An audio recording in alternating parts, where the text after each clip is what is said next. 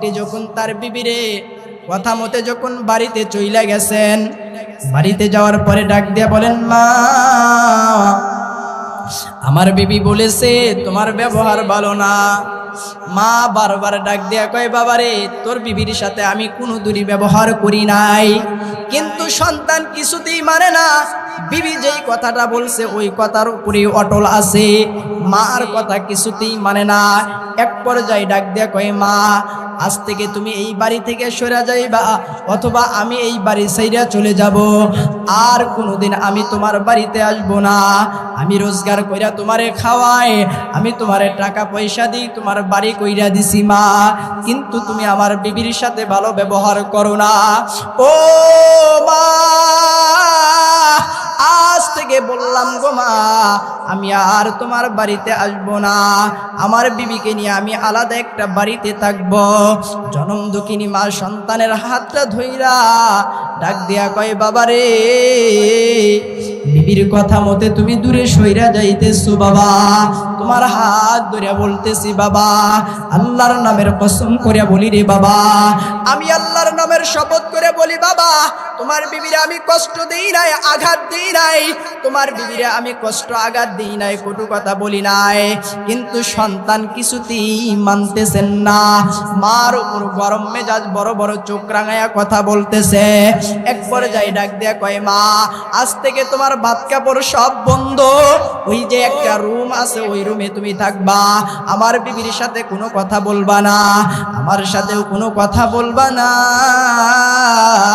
মা ডাক দিয়ে কয়, ও সন্তান, 10টা মাস ধরে গর্ভে ধারণ করেছিলাম বাবারে, তোরে কত কষ্ট করে লালন পালন করেছি, কিন্তু বাবা তোরে আমি বদদুয়াও করব না। যা যা বাবা, বিবির কথা মতে বাড়ি ছাইরা চইলা যাইতেছস, একদিন বুঝে আসবে, একদিন মনে পড়বে মার কথাটা। আমি তোর জন্য বদদুয়া করি না, কিন্তু তোর জন্য দোয়া করি আল্লাহ যেন তোর ঘরে একটা সন্তান দান করে। জনম দুঃখিনী মা দোয়া করতেছে, বদদুয়া করে না। বেশ কিছুদিন যাওয়ার পরে বিবি আবার স্বামীর কাছে ইনফরমেশন দিছে, ও স্বামী তোমার মায়ের কটু কথা আর ভালো লাগে না, আমি আর তোমার সংসার করব না, তোমার সংসারের ভিতরে অশান্তির আগুন জ্বালায়া দিব। এই কথাটা শোনার পরে যুবকের মাথা আর ঠিক নাই। যুবক বাড়িতে এসে মারে ডাক দিয়ে কয়, মা আজকেও নাকি আমার স্ত্রীর সাথে তোমার ঝগড়া? মা ডাক দিয়া কয়, বেটারে আল্লাহর নামের কসম করে কই, তোমার বিবির সাথে আমি কোনো ঝগড়া করি নাই। কিন্তু সন্তান কথাটা শোনে না। এক পর্যায়ে কথা কাটাকাটি করতে করতে সন্তান মার মাথার উপরে একটা এত জোরে আঘাত করছে, মার মাথাটা ফাইটা বেলকি দিয়ে রক্ত বাড়াইতেছে। মা সন্তানের মুখের দিকে তাকায় আর ডাক দিয়া কয়, ও সন্তান, 10টা মাস গর্ভে ধারণ করেছিলাম এই বুঝি ফল পাওয়ার জন্য? ও সন্তান, তোরে আমি কত কষ্ট করে লালন পালন করেছি, 2.5 বছর বুকের দুধ তোরে খাওয়াইছি, আজকে বুঝি আমার মাথার রক্তটা দেখার জন্য? কিন্তু বাবা মাথায় বাড়ি দিছস, আফসোস নাই বাবা? মাথায় আঘাত দিছস, আফসোস নাই? ও বাবা আমার মাথাটা ফাইটা গেছে, এতে কোনো আফসোস নাই? বাবারে আমার মাথার উপর আঘাত করছস, এতেও আমি তোর জন্য বদদুয়া করি না। তুই আমার মাথা ফাটাইয়া দিছস, আমি তোর জন্য বদদুয়া করি না, আমি শুধু তোর জন্য দোয়াই করি, তোর জন্য শুধু দোয়াই করতেছি বাবা।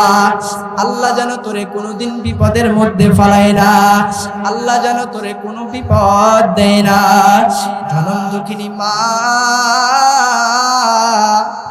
রক্ত মাখা শরীরটা নিয়া মা ঘরের বাইরে বের হয়ে গেছে। যুবক বিবির কথা মতে মায়ের উপর আঘাত করছে, মায়ের শরীর থেকে রক্ত জড়াইছে, মা তবু চোখের পানি ছাইরা সন্তানের জন্য বদদুয়া করে নাই, শুধু দোয়া করতেছে।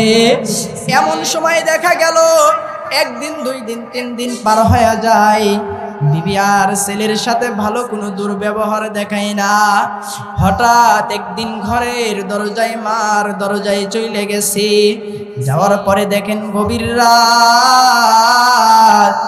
গভীর রাত্রিতে জনম দুঃখিনী মা নামাজের বিছানায় বৈশা সন্তানের জন্য দোয়া করে।